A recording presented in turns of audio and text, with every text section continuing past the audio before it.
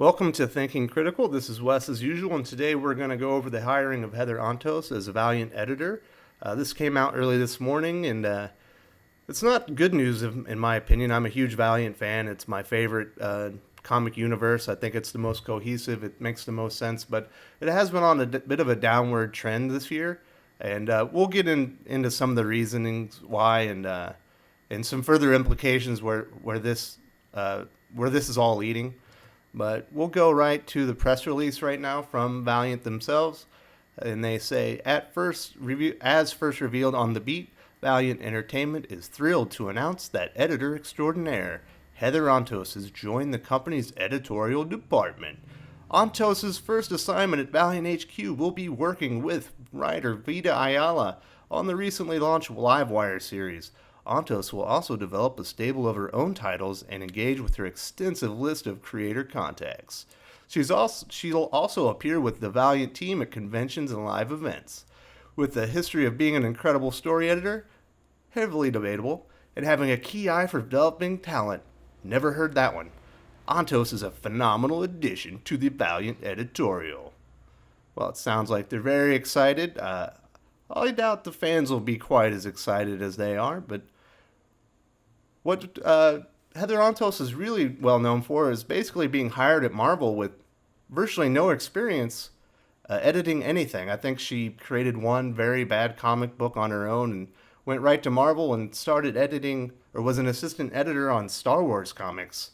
And you think, whoa, wow, she's on Star Wars. That's a really successful line. Not so fast. I will post a link to the video below, but ThatUmbrellaGuy blew a hole wide open in that theory. Star Wars comic sales have been on the decline for a long time, and they have no signs of coming back anytime soon.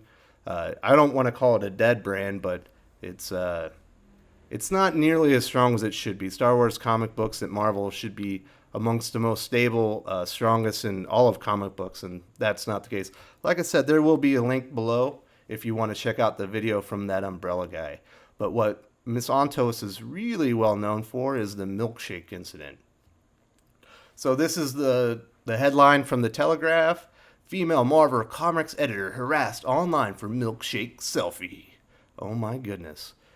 And eventually she had to post this tweet. How dare I post a picture of my friends on the internet without being expected to be bullied, insulted, harassed, and targeted. Now, I went and read the entire article. It seemed like the biggest Nontroversy in the history of the world.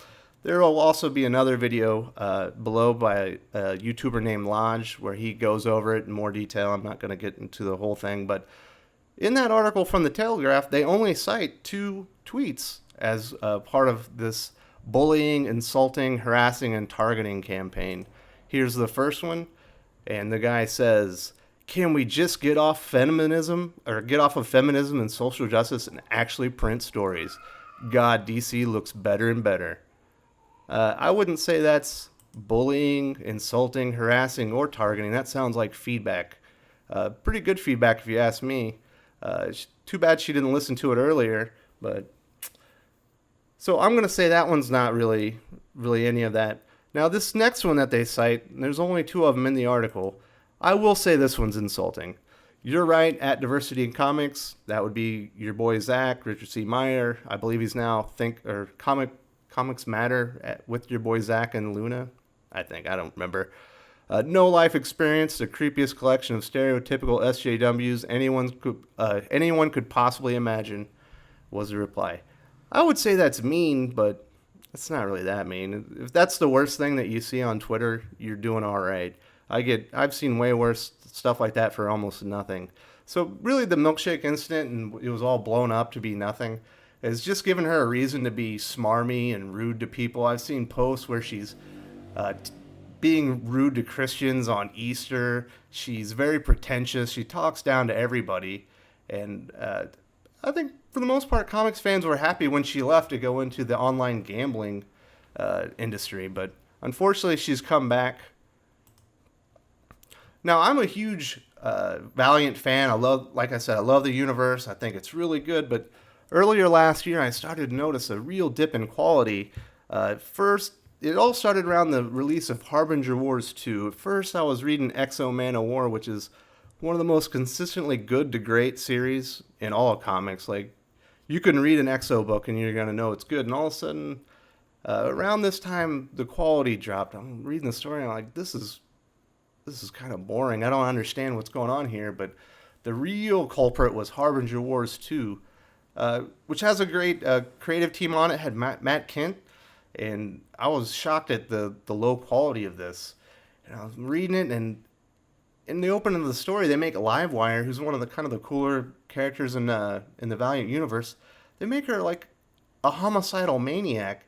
She's mad because the government was hunting down Psiots, which is basically their version of X-Men. So she turned off the entire power grid for the entire United States, likely resulting in the murder of hundreds of thousands of people, which was never really addressed in the book. And it started not great and it got worse and worse. I was like, Valiant is normally so good on quality. What is going on here? So I ended up going back and I started researching. Something has to have happened. And then I found out that the original owner, Dinesh Shamdasani, had sold the rights to Valiant to the Chinese investment firm DMG, which is headed up by CEO Dan Mintz. This was in January of last year. So at the beginning of the year, not only was he the owner, but he was the chief creative officer. So he was the one overseeing all the events and making sure the continuity was good. And then later on in the first quarter, Warren Simmons tweeted out, "Today I'm stepping away from my position at Valiant with nothing but utmost pride and appreciation for what a fantastic experience this journey has been. I want to thank all the phenomenal creators, staff, and most of all, Valiant fans for 7 great years." So Warren Simmons was the editor-in-chief at Valiant. So you have the chief creative officer and the editor-in-chief all stepping away within a 2 or 3 month period. So it kind of made sense in my mind. Well, okay, there's a dip in quality. There's a new creative direction. The new team kind of needs to get their feet underneath them and get things moving again. So I didn't worry about it too much. Just keep reading Valiant since it's my favorite publisher. So later on in the year, they announced Valiant Beyond, which is a series of 4 books. Faith, Dreamside. I'm not really into Faith. No big deal to me. Bloodshot, Rising Spirit, following up on the very successful Jeff Lemire series. I think he did 2 in a row. Livewire in December, and then Incursion, which is yet to be released. So when Livewire was announced, I was really excited. I think Livewire is a great character. She has a cool power. I like her personality. She's pretty fun. And unfortunately, I don't really have a clear image here, but the writer on Livewire for Valiant is Vita Ayala. And I'd never heard of her in my life. I didn't know who she was or what she had written before, but there was a link in the tweet promoting this. So I went to go check out her profile and see what else she's written, and I was blocked. I was like, why is somebody I've never talked to blocking me on Twitter? I'm like, well, that's weird. I guess I won't check this series out. So the only one of these really I plan on checking out is Bloodshot Rising Spirit, and that's really good, actually. So Livewire actually released last month in December, and boy, it is a pretentious piece of garbage. It is totally self-important. The writer does not get Livewire at all, and just had the worst art. And if you think that you spend too much money on comic books and you want to get out of the hobby, read this book. You won't want to read comics anymore. It's that bad. It's terrible. And it's just further on the progression of what Valiant is becoming. So that announcement was pretty weird. I didn't like that I was blocked. Then I get the series and it's terrible. So a couple months ago, they announced that they're launching Valiant Breakthrough. 4 more series that are going to be coming out in the middle part of this year. Joshua Dysart returning to Toyo Harada. Colin Bunn on Punk Mambo. I'm not reading that, obviously. Dan Abnett on Fallen World, which is a Rye title. My favorite comic character, my favorite book by Matt Kent. I love Dan Abnett, so I'm really excited about that book. And then right over here we have Killers by B. Claymore. That name's pretty familiar. What's B. Claymore most well known for? Well, one of the things he's very well known for is his Hawaiian Dick Kickstarter, which raised more than $20,000 from comic book fans and was supposed to be delivered in April of 2016. We're almost coming up on 3 years of him not delivering on this Kickstarter. Almost 3 years that he has ripped off comic book fans, 650 of which backed this book. So why Valiant has decided to get in bed with this guy that's ruining or ripping people off, I'll never know. But it gets worse. B. Claymore is also the guy that was in a private chat room talking about how he was going to confront Richard C. Meyer, a.k.a. Diversity in Comics, a.k.a. your boy Zack, at a comic convention and try to stir up his PTSD because he's a combat veteran and try to get him to punch him in the face so he could have an incident and get him arrested. Like, who goes out? We've been at war for like 19 years. We have a lot of combat veterans. Who plans to go out and confront one so they can trigger their PTSD and have them have an incident and get arrested? So automatically this guy, first he's ripping people off. Now he's targeting combat veterans. And, I think he did a part where he was kind of laughed it off. And I'll link the video to that as well because Richard C. Meyer actually did a video on it where I was just joking around. But then later in the year, he actually went and confronted a guy that had just returned from deployment to Afghanistan. So he thought about this big plan where he was going to confront some combat vet and trigger his PTSD. Obviously, he couldn't do it because they weren't at the convention at the same time. But then he went onto the streets while this guy who just came back from Afghanistan and confronted him in front of his wife over this Kickstarter that he's laid on. So why Valiant is getting in bed with this guy? He's ripped off fans. He's targeting combat veterans because he doesn't like the way they think about comic books.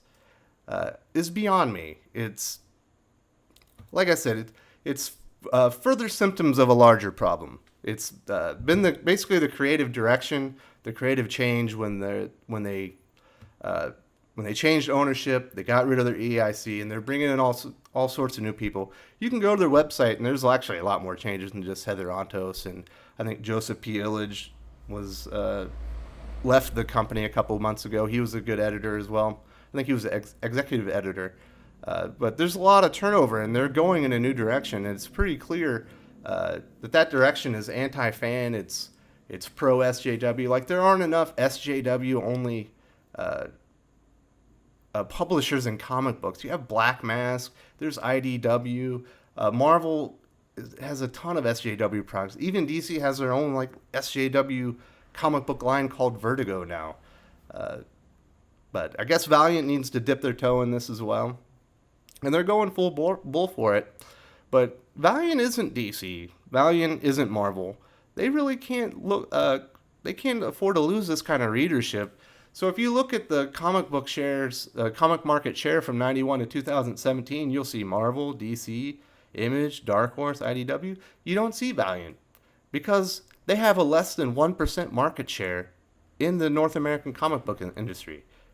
So if they were to lose 10 or 15% of their customer base by hiring these crazy people, they could potentially bankrupt their entire company.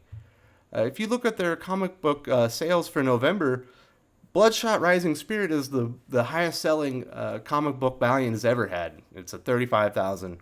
A good Valiant comic book sells just over 5,000 comics. X-O Man of War, their signature series, is just over 7,000. These aren't big numbers.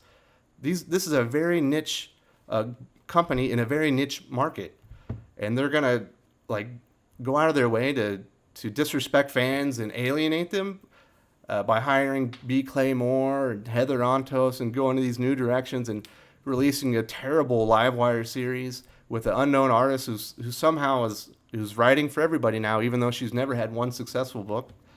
And the weirdest part of the timing is right now they're filming Vin Diesel's Bloodshot movie, which is going to be the first movie of any Valiant property. You would think that they would want Valiant to be as hot as ever, but they're sitting there poisoning the water by hiring these divisive creators and divisive editors, and it makes no sense whatsoever to me. So, do I think that Heather Antos is going to kill Valiant Comics? Well, no, not really, but she's certainly not going to help it. They're already trying to kill themselves with all these stupid hiring decisions that they're making. I'll probably keep buying some Valiant books. I definitely plan on buying the Rai series, Exo Man of War. His trended upwards of late since the Adam 13 comic arc or series story arc has come in, but for the most part, Valiant is trending downwards and trending down hard. Yeah, Bloodshot Rising Spirit's really good, and I would suggest everyone go check it out. It's a fun series, it's cool, but almost everything else has just gotten bad, and their best series that they actually had was Ninja K, which they ended so they could start this stupid series with B. Claymore, who's a very divisive person, who's ripped off comic book fans. It makes no sense whatsoever. So please let me know in the comments down below, or if you agree with my assessment, or if you have any more opinions, let me know. You can contact me at on Twitter at Wes_from_TC. You can email me, wesdigscomics@gmail.com. If you like the video, like it, and please subscribe to the channel, ring the bell for notifications on future videos. And with that, Salamat Po, and I'm out.